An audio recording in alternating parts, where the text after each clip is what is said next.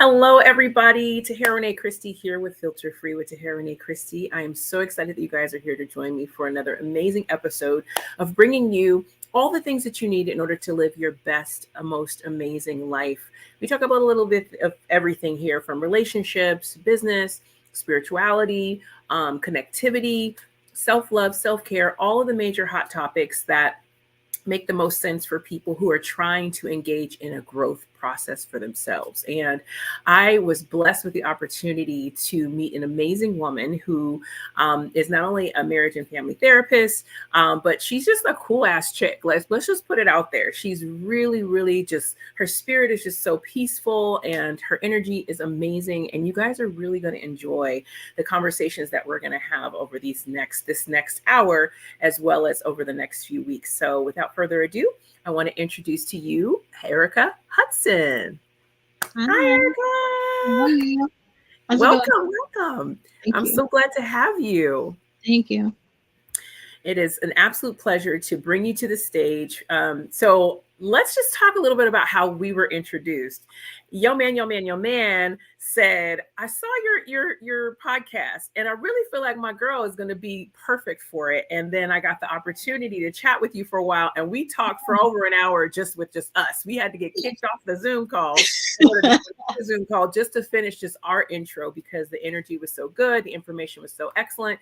And I said, of course, not only do I have to have you on my podcast, but I want to do a series of podcasts with you because you have so much to give and your wealth of knowledge is vast. And I feel like people can really benefit from hearing from you. So I know I gave just like a small snippet of introduction, but can you tell us who the hell is Erica Hudson and why is she so great? Why do we need to hear from you? I'm Bay Area based. I think that's a part of what makes me so great. And we're all shouting out somewhere from the East Bay, Bay Area. And I think maybe what really like let me kind of connect with you was just the ease of really being able to get down past some of those surface level details, and you were open to talk about how we really even got to the where we are today as we first met. So that was really, really nice to jump into a really authentic connection. So I'm super appreciative to be here today. And I'm excited to talk to you for the next couple of weeks. I think it's going to be good. I don't know what folks necessarily are used to when they hear you and they hear who you're bringing on, but hopefully we bring something like just new and interesting. And maybe some folks haven't really thought a whole lot about or heard a whole lot about. Mm-hmm. And that is the point, to bring experts in their field, but not just the book aspect of smarts, because we can study anything and regurgitate. I love bringing people who have had real life experiences, who have learned from their mistakes, who are okay with making the mistakes or whatever that means. Just living like life, be life in for real for most of us, for all of us. And if you can pull something out of that, a nugget of wisdom in order to help somebody else to not feel like their experiences were not worth it. For me, that is life. That is purposeful interactions and purposeful exchange, because like you, I'm sure as a therapist, you hear it all. And people divulge to me whether I ask or not. Because I'm a good listener, they tell me everything. And just yesterday, I heard somebody who was like, I've tried to commit suicide 5 times. And I was like, oh my God, whoa. And all I could do in that moment was sit there, lean in and validate. And to me, that I couldn't do that, have that level of empathy if I had not experienced some level of sadness that was deep enough that I thought me not being here was better than me being here and working through my problems. So I thank God for my experiences, because it gives me an opportunity to have people like you on who've lived some life, who've learned some lessons. You also have a clinical background to be able to back up what you've learned. So to me, that's everything. So let's get right into it.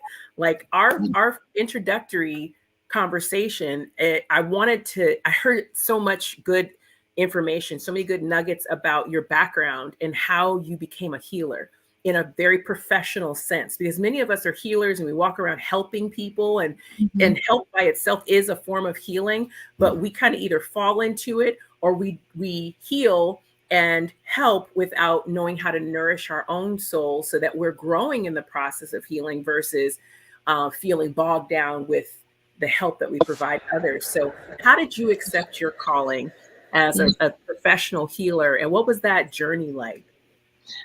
I was chuckling because I was like, I don't know if I fully accepted it all the way. It's heavy, you know, what you're bringing in there, what you're starting with, where folks bring their depths to you, and they bring their sorrow to you, and they naturally open up to you about that. That can be a heavy load to bear, you know, especially if you don't have maybe like some help around, like how do I hold other folks' stuff? How do I like sit with all the things that are happening for people around us? Um, I think, you know, I've been thinking about this. How did it really begin? And I gotta say, like a lot of things in therapy, like I think it started, you know, as a child, really about my placement in my family. And I was thinking about even the role that I might play today in my family, where I'm the one that names something or notices the process of what's going on, the dynamics of what's happening between folks or what's not happening between folks. And I think that was always my natural position. I'm an only child, um, really smart kiddo, really gifted parents who are, you know, on their A game professionally. So almost being adultified in that way, where I had to act very businessy with them. I had to be, you know, looking right, talking right, being quiet. And so that allowed me the position to be really an observer of what the adults were doing in a lot of boardrooms, sitting there and having to be quiet for hours, watching people. And then just in my personal family dynamic, the way that my parents functioned, the way they didn't function, how they functioned with other folks, and just seeing how people were interacting really, I think, starts to be like that base for the healer, where they even notice folks and what folks are really going through. And it's a kind of quiet, silent noticing. Um, Being able to do something with that, though, I think is where is where my life's pull starts to come into, like, how do I make this a job? You know, how can I not just be someone over here talking, you know, about something you didn't ask? You Right. know? How do I get paid to notice to say what I notice and to really be with folks? So it was just really a natural thing of just where I was in life or who I am as a person. Maybe like we could, you know, call it like an archetype, like the healer. I feel like that's a little bit about what you were describing there in the beginning. The healer, the person who will sit beside someone as opposed to in front of them like their master. The person who, like you were saying, has been through something, who has like lived wisdom and who has experienced pain, deception, uh, failure, success, love, joy, death, right? Who's experienced all those things and can sit with someone and be with them as they figure it out. I think that's kind of how I sit with folks as a healer. And you know, I hear everything that you're saying, and I agree with you. And I think about the people who get into fields, who study the field, who understand conceptually what the field offers, who have the ability to regurgitate what the field has asked me to regurgitate, but have no connectivity. Case in point, when I gave birth to my twins, I had a male gynecologist.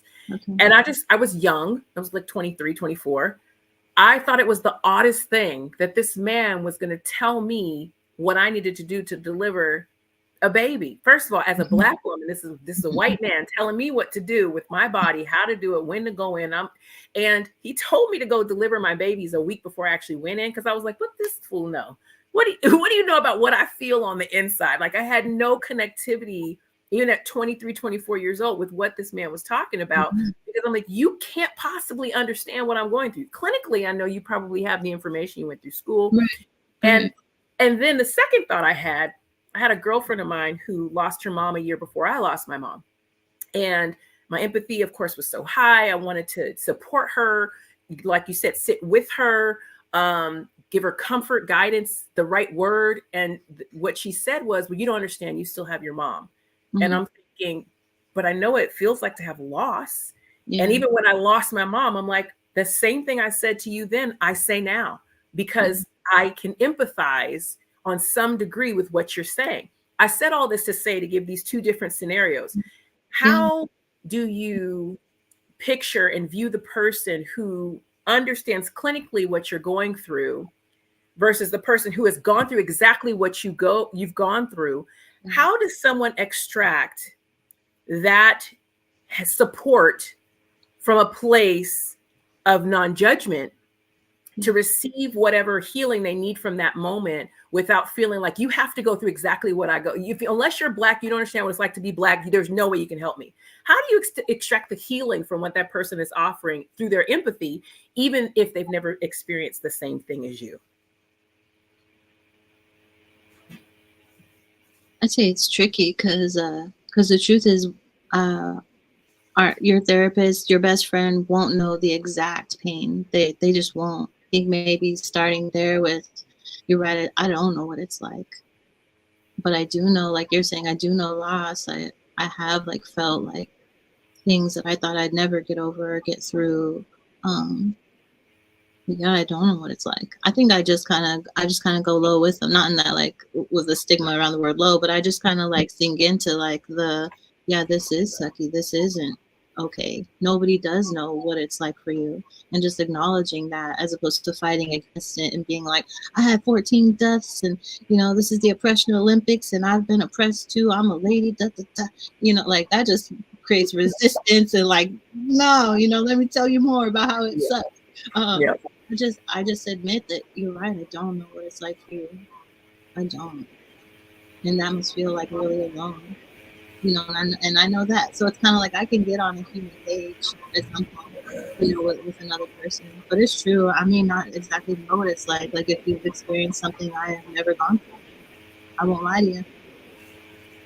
Mm-hmm. And I think maybe in those low points in your life, you just want some authenticity or someone to be with you. Period. Just to not have to do it alone. Since you talk to people every day about what they're feeling, and my husband and I always talk about this generation and how different they are. They're just different. Yeah. They're in their feelings. They feel far more than any other generation before them. Yeah. What are you finding people are having the most difficult time with managing mentally, emotionally, spiritually these days?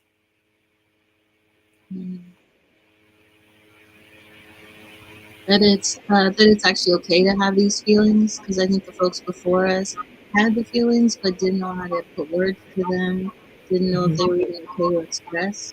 So that part that like everybody's actually had them forever, it's what are we doing with them now? That part like coming up to speed with how do we put it into gear now and get it out of first gear into second gear, third gear. So if someone is looking to find healing or to be a healer, how do they, like you said in the beginning, you kind of fell into this as a child. How does someone discover that healing for themselves, whether it be through a third party or self-generated? Yeah, so there's something like interesting here that comes to mind for me. Okay, so the wounded healer or the healer, and the idea that as a therapist, when I sit with you, there's something that happens for both of us, and it's really an exchange. Our interactions, our energy, the unique relationship that we build. That's not in there. And I haven't been doing this for 20 years. I'm still, where am I at? Like I'm 5 years in. So I'm still kind of in the seeing how this actually works and how this actually develops and happens. But what I'm trying to lean into in my practice is that there's change for both of us in that energy that happens between us when we sit together. That this is really unique relationship. It's one of the more authentic and like accepts the complexities of each other relationship. And something special happens in that. And I'm kind of starting to believe it, or just now really starting to see it and feel into it as I grow and change as a therapist. As I look at like old tape of myself from the first year I was sitting with folks to now, but the other part to that I'm really finding kind of like spicy or really wanting to get into is like for myself is that as I go through painful parts in my life, as I go through different successes, that somehow interacts and melts in with who I show up as a therapist with someone else. And they go through things, they go through low points, high points. And I don't know how to put it into words for the folks watching and, you know, just listening. I'm like pushing my hands back and forth to where there's this like mixing of energy, and it creates this growth for both of us. I love that. I am also writing into the chat some of the concepts that you're mentioning so that people have the opportunity to kind of respond to that and expound upon that. Oh, so yeah, that one is really, and that's called transference, the transference and the countertransference. I love that. Transference.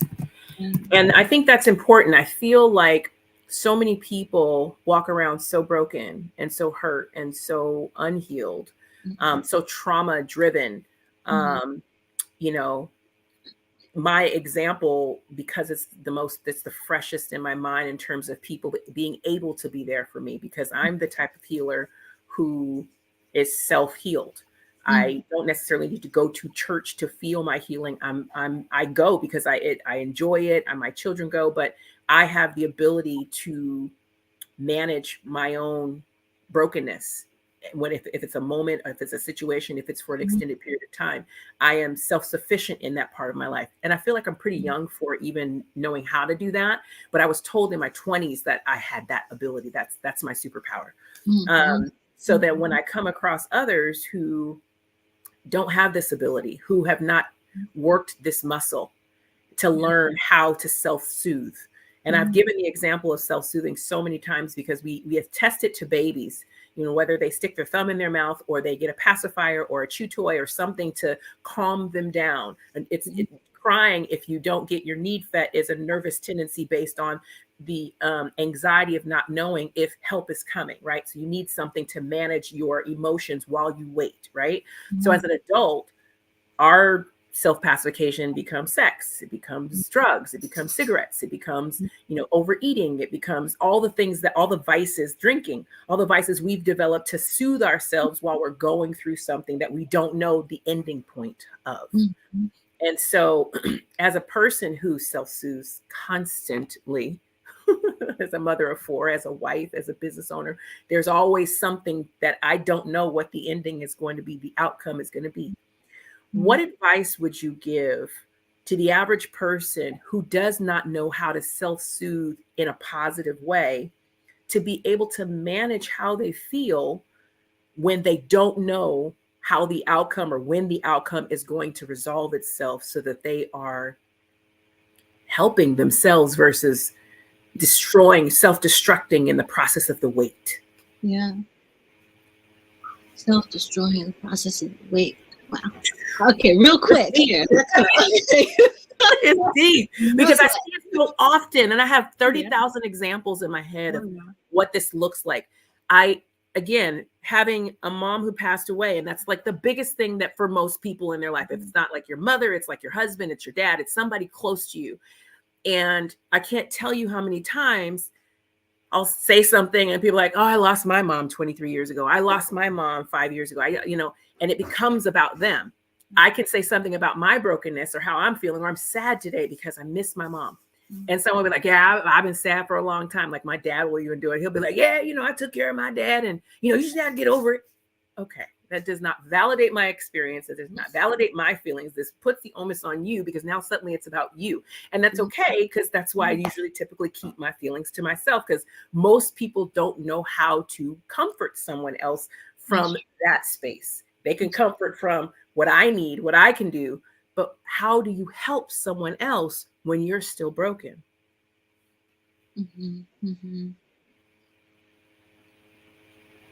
I don't necessarily think of myself as like completely solved and fixed. I don't think most therapists are, or psychologists are. I don't think that's our point, to come from a high up place of all knowing. But kind of going back to something we were talking about earlier, I feel like folks a lot of time walk around with like a mask, right? A way to deal with life.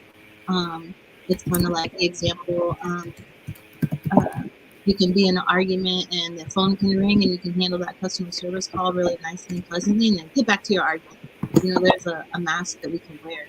And I think when we walk around underneath that mask, there's this like narrative or story, that we roll with. And it's core memories, beliefs, our thoughts, our knowledge of self, of others, and it's really like a frozen idea, that narrative. And so I think like if we're just speaking in this context of like when you come to someone like me, you talk with me in therapy, or you talk with someone else, there's there's the there's the idea that we're kind of melting that container, and I'm providing a different or a new container to look at things through, to have perspective shift, which is something we're going to talk about in a couple of minutes. But someone to do that work with, where you can take apart and disassemble the machine as it was, or melt that ice, so to speak, and rebuild it, or refill up that cup, that container, with different thoughts, with more seasoned thoughts, with more centered thoughts and feelings, and ways of looking at life and situations, ways of responding as opposed to reacting. I think that's some of the work I'm doing with folks is when you're not with me, how can you deal with life? Because we're not with me all the time, and I'm not, your new mom, and I'm not here to tell you what to do and give advice, right? I'm here to go through it with you. And so part of that is like kind of disassembling, like I was saying, and rebuilding in a more sturdy way, a more structured way that's got a good foundation, it's got good scaffolding, strength and confidence. It's not like a fear-based response is what we built, or a scarcity-based response. We tear those things down, rebuild them, and then you can self-soothe when you're out and about and on your own, because there's an easier tool to grab that's centering you. Love that. So I want to expand upon what you just said, rebuilding with more structure. What does that look like? Can you give us 3 or 5 tools that we can utilize on a daily basis, a weekly basis, monthly basis, to help us to rebuild? Once we're at that low point where we're like, okay, I need help.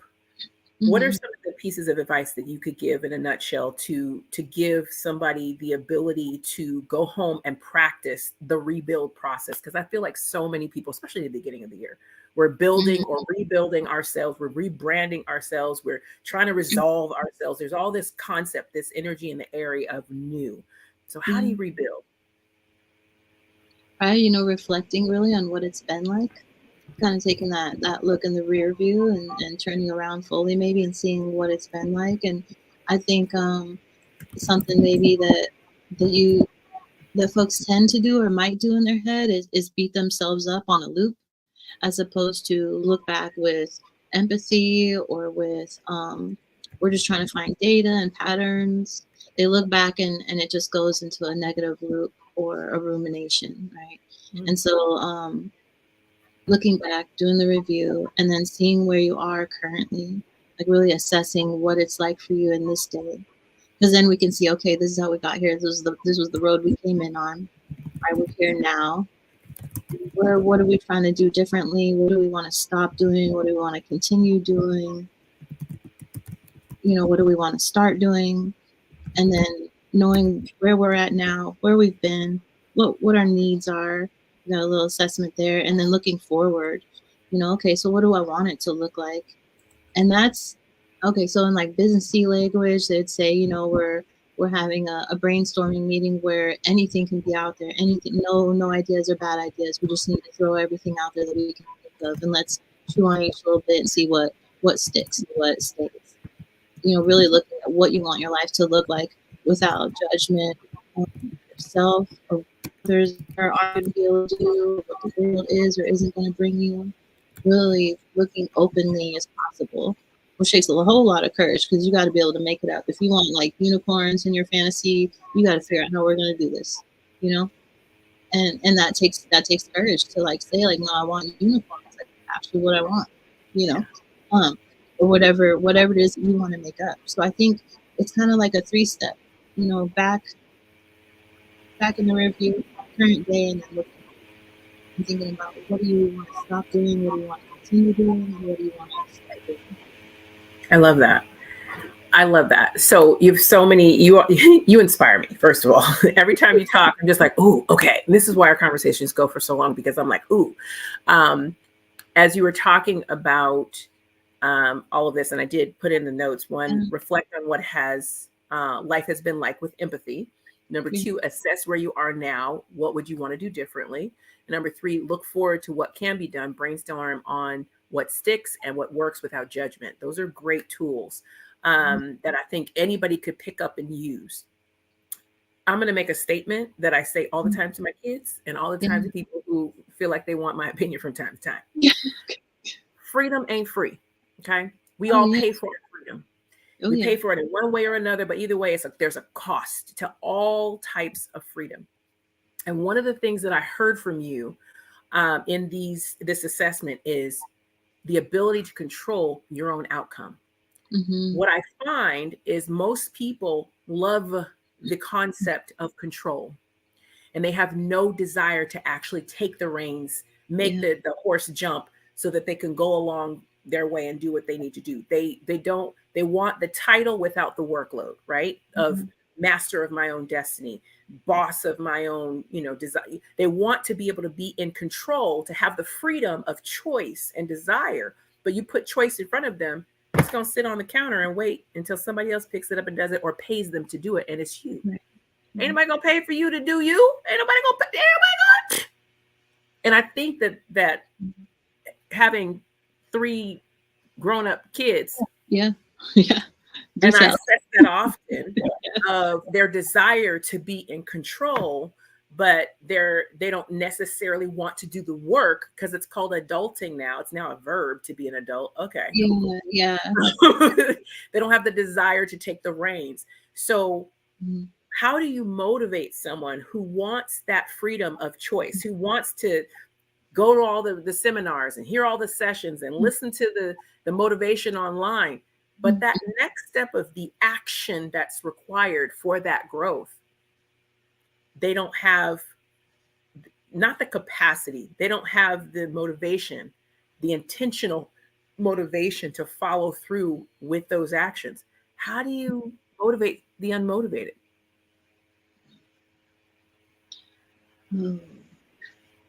This sounds hard to answer. I'm thinking like, so am I a mom or a therapist in my head right now?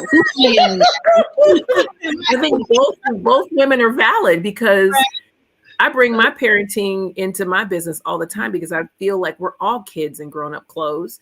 And some of the concepts that we learned as kids stick, and some of them are just like, I don't want to do it. And we just don't. And we stay stuck. And then we wonder why. And then we're going through this cycle. I get it. As an overweight woman, I have gone through the cycle of losing weight, gaining weight my whole life. There are times where I'm motivated to do it. I have the intention of doing it. I follow through and I do it. And then there are times where I have lemonade, knowing it's got sugar in it. And that was my choice because I got the freedom to do that. But I also want to lose weight. So which is it? You know what I mean? So for me, I have the empathy, all the empathy in the world. But I want to hear from you what has helped you and what advice would you give to somebody who has the desire for change, for growth, for expansion, but they don't necessarily think that they can do it, or they are motivated to actually lift up the pen and pad to journal or go on that run or talk to that mother or father that they haven't spoken to in 5 years? Like, how do you get them to move? I think of it maybe with two different lenses, like this, just a thinking lens versus like a feeling into it lens. So when I think about it intellectually, there's like a cycle, a model that somebody awesome whose name is now escaping me created, where you can kind of track change. I think it was like a lot of research around smoking cessation and quitting smoking. Like, do you want to quit? Have you quit? How, so in that, they found like folks are like at different stages, and I'll be listening for that. I'll be listening for, are you actually ready to change versus I would like to change versus I want to change, but I don't want to change even. I don't even know. I'm admittedly doing nothing right now. I don't want to. My doctor says I need to. I don't really want to. And then it switches to, well, I would like to change, but the hemming, the hawing, so there's like little micro steps to getting full blown on the other side of that circle. Did the change, seen it 40 times, success. So there's stages in there. There's small steps in there first. And so I think maybe the tendency that the average advice that we'll get is really way down the line, and it's a little bit premature from where we're actually ready to be at and what stage we're actually in our change, in our readiness to change. And so, my thing is, as a therapist, is not necessarily putting my finger on it, naming the problem, and saying, here's our solution. You got to just do this, this, and that. Boom. Okay. Call ended. Let's go. I'm a genius. Because it's not helpful. They might not be ready for actual action steps. They may still be, in that pre-contemplation stage where they just kind of want to dip their toe in and think about it, and really staying there and being patient with that process for as long as it takes, slowly moving that dial, as my craft, like helping them move just an inch along and knowing when that's not the time, right? So that it doesn't become a push-pull, a tug-of-war. I know my doctor's right, I should, but I just don't care. So we kind of come out of that, and then they get to have control, because it's up to them to think about, am I ready yet? Okay, I am. Yeah. When you're talking earlier, I was thinking about like having control in a death grip, or having control as in having a plan. It's got some main bullet points, it's got some sub bullet points, and being able to release control when not all of those things will change.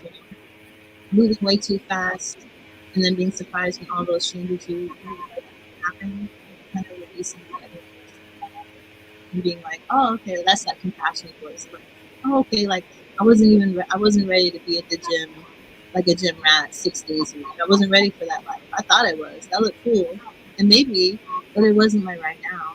And not being like really like harmful to self when you realize where you're actually at. Mm-hmm. And I think that's how we keep going on change, as opposed to being like, F it, I can't. And so many of us, I feel, take those extremes where we go, I call it concentrated efforts. I think about back, I don't even know if they sell concentrated juice anymore, but I know back in my day, you used to have a little can of orange juice. You had to do 3 cans of water to add to that in order to have real orange juice, because you try to drink that thing as is, it's so sweet, right? And I feel like that's most of us when we have effort towards something. We'll concentrate that effort into a day, a week, possibly a month, but to make it a habit is just feels impossible, because you mean I got to eat kale every day? You mean I got to go to the gym 4-5 days a week? Like, it feels impossible. Why? Because it's not me, right? It's something I'm trying to get into, but it's not necessarily my desire. Like, I remember, I think this was 10, 15 years ago. I told my mom was always thin. She, was 125 pounds my whole life. Right. And so I remember saying, okay, mommy, I'm ready. Whatever you tell me to do, I'm going to do it. Whatever you tell me to eat, I'm going to eat it. And I remember getting some tea, and I was going to put some honey in my tea, because I was like, oh, it's tea. It's honey. It's not sugar. It's not. And she's like, see, that's why you fat, because you keep eating sugar. And I'm like thinking, it's God's sugar. Like, what am I doing wrong? And I stopped right then and there. It was over. It was like, you literally tore my whole soul down, and there was no way I was going to keep going. And I think about that situation, not to say anything ill toward my mom, but like you said, the stages of where you're at. Are you just determined to get it done? Because there have been times where I've lost 80 pounds on my own before. I was determined to lose that weight. And it was in like 3 months. It was very unhealthy, but I did it, and I was like happy to do it. But those 3 days of trying, and then one thing said to me, threw me all the way off my rocker.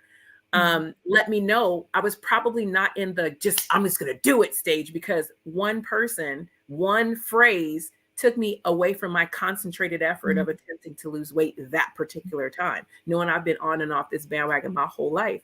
And so obviously there's layers to that. However, I feel like that's probably a lot of us whether we're trying to quit smoking, whether we're trying to stop screwing our ex who keeps screwing us, whatever the situation is, there's always that one thing that keeps us coming back. And we know we shouldn't be in this situation, but I love how you said that. Am I about to fit into getting ready to do it? Or am I all in? Because I feel like there should be gray, but most of us don't play in the gray. Most of us are pretty black and white when it comes to, I'm either going to do it or I'm not going to do it. I'm going to talk about doing it, or I'm not going to do it. I can talk about talking about doing it, but am I going to actually do it? So I want to transition and talk a little bit about Rooted in the Soul psychotherapy. Okay. Because I want number one, for you to get new clients. And I want people to understand what that means and what it is that you offer that's so uniquely different that if you go to any other therapist, you're really out of your mind. I'm just kidding. Like, what makes your brand so awesome? I think because I'm so nerdy about this stuff, like I geek out. Like you gave me a couple topics and I was like trying to soak up everything from everywhere. I was thinking, okay, what did I learn in school? What podcast did I hear this on? What did I really geek out on all these ideas around like how we tick and what works as humans and what doesn't work and how we get in these spaces and how we get unstuck. And I'm also interested in like more kind of woo-woo stuff, like the unconscious, the subconscious, our conscious, and how all those are at play, when I sit with folks. I think maybe what folks also can get that they aren't going to get in other places is something that I'm noticing when I'm sitting in trainings or I'm sitting in supervision, is that I'm sitting with the majority are white folks. The majority of folks I'm sitting with as psychotherapists, as PsyDs are white, affluent, mostly women, a couple men. And so I think maybe what you're going to get from me, I know what you'll get from me is a different perspective as a woman of color, as someone who has, how would I say this, lived on both sides of those train tracks, where I know what an EBT card is and what a BIC card is. And I also know what, a Eurail pass is. And so having like a really well-rounded experience in life maybe isn't something that you're usually going to get from the typical or average therapist in the Bay Area. And I think people need that. They need someone who understands that physical abuse happens in homes, emotional abuse happens in homes. It's not just hunky-dory Disneyland every 3 months kind of life. That's not most folks every day and all the time. So having that understanding of how it works, that it's not always the same, that it changes, it fluctuates throughout your life. Understanding different things around what it's like to walk through the world as someone with really tan, beautiful, bronzy gold skin, and the drawbacks and the positives around that, walking around in the body that I have. And again, it's not that you'll have the same exact skin tone as me, but it's that understanding that, how we were talking about earlier, understanding that I know that for you to walk through life is really individual and unique experience. And that's really special. And just being able to sit with someone who understands how unique and how special your experience in life is I think really unique. It's definitely not cookie cutter services with no worksheets. Good. I love that. And do you do online treatments as well? Yeah, I see anyone living in the state of California, and in person. I'll probably have an office in the spring in either San Francisco or Oakland area. Wonderful. And what would be a good reason for somebody to see a psychotherapist? Because I'm not sure that I even know the difference between a therapist, psychotherapist. I know psychiatrists and psychologists. Can you break that down for us, what that means? And you've got letters after your name. Can you also explain that to us? Okay. The BSW, I have a bachelor's in social work, and that's really important to me because social work has a different feel. It's much more reality-based, let's call it, resource-based. What are you dealing with in crisis right now? What are your needs as far as just basic needs being met? Tackling life from that point. And then the AMFT, I'm an associate marriage and family therapist. I'm a couple hundred hours away from being licensed marriage family therapist. And so that part of my degree, I think, gives me that knowledge around how do our behaviors really show up? How does our unconscious and our brain mix with our heart space and our feelings? How do they all show up when I sit with someone and they go through life and I hear about it? And really being able to reflect back to someone what it's like and allow them to have the feeling of not being alone. Not being alone in this world, I think, is really a gift. Why would you come see me? Because life is hard, man. Like, why not? Like, just go tell somebody and let your partner just be your partner, as opposed to treating your partner like your therapist. Girl, if that's not the line right there, I mean, it's so true that so many of us either want to make our friends our therapists or our partners our therapists. Hell, the lady at the grocery store that's checking us out, she's like, I just $14.95, ma'am. Like, she didn't want to hear everything you had to say. Or even Facebooking our problems or getting on TikTok and just spreading our business that way. That's not real healing. The main thing you'll get back from me is a real honest response. Your friends are your friends because they love you to death. Your family's your family. They love you so much. They are going to have a hard time being really, really honest with you about what's going on. My interest is in you, the client, the person in front of me, and your best interest. And so that's kind of maybe the difference between telling your friend what's going on and telling your therapist. Your therapist won't lie to you and be like, it's good, girl, you're on your third, this and that, but it's fine. It's fine. I won't tell you that. I'll notice with you that this has been rough. What are we going to do different? Yeah. You know, I'll push you maybe where your friends won't push you. I love that. Well, this is an amazing first step into all of the topics that we have to talk about over the next few weeks, because we got to get into your story. We got to get into how you became who you are. We share in common a lot when it comes to us as moms and that journey. And I want to talk a little bit about that too. I'm just so intrigued by next week's episode and how we're going to be able to really just help some people. Your love and energy exudes through the screen. And I'm so glad that we had an opportunity to just stop and chat and exchange and lay some foundation for why people really need to listen to what you have to say. And so thank you for taking some time. Thank you. And spending it with me. I appreciate it. This has been pretty cool. Yeah. So we'll be back again next week. I will list the topic off. We'll do a better job of advertising. I was sick over the last couple of weeks since I was muting and coughing, but that last little remnant is going away so I can be 100% Tahera Rene Christy versus just Tahera. Show up as you are. Yes, ma'am. Yes, ma'am. So thank you guys so much for joining us. Thank you so much, Erica Hudson, for being a great part of this amazing discussion. If you guys would like to be visit Erica, you can actually go on her website right now, rootedinthesoulpsychotherapy.com. I was supposed to have that ticker in the whole time, but I totally forgot. And I was so intrigued in what we were talking about. I was like, oh my God. Definitely come check her out. Her website's right here.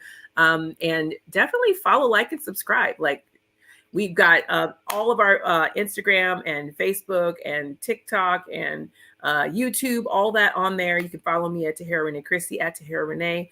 And we'll see you guys again next time. So thank you so much for being here. And we'll see you on the next episode of Filter Free with Tahera Rene Christy. See you.